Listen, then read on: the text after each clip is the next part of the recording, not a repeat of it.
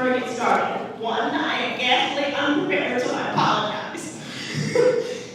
Two, this is one of those situations where I am completely going off the cuff, so if I screw it up, if I stutter, if I stammer, if I get over-emotional, whatever, you have my apologies, you can take it off my point score, it's fine. Sorry, I used the point score as poetry slam as my developer. Okay, so, I'm going to tell you a story I think you can all sort of relate to. Everybody has that one friend or that one relative that you call them 100 times and you confirm, okay, we're going out on Sunday, right? Okay, we're going out on Sunday, right? And then Sunday comes and they don't show up.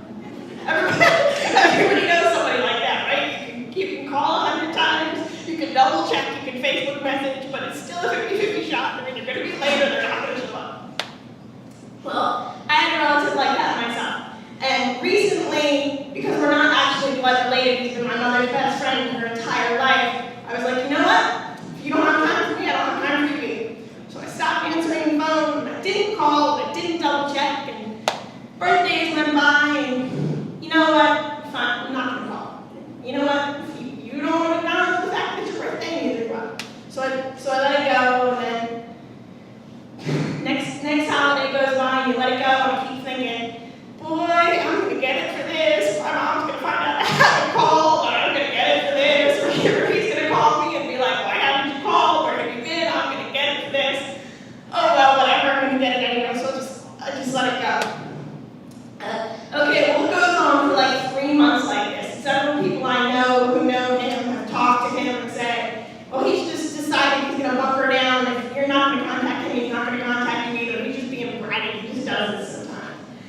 And I think we all know somebody like this, right? Maybe it's a different person than the last one, but the person who's just too stubborn and is like, you know what? I'm not going to be the first person to make the move.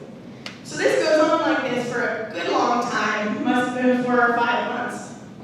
And so I say to a friend of mine who cleans his house, because he's older, so how has he been? So what's going on? And she says, well, he's starting not to look so good. I mean, I don't think it's anything too serious, but he told me not to tell you because he knows you'll call his kids, and you know he doesn't like when you do that. And I thought about it, and I thought about calling these kids, and I thought about calling him, and I said, well, wouldn't that be the damnedest thing if I did the one thing you didn't want me to do and called in the first place? But I didn't want to get the friend in trouble, so I let it go, and I let it go.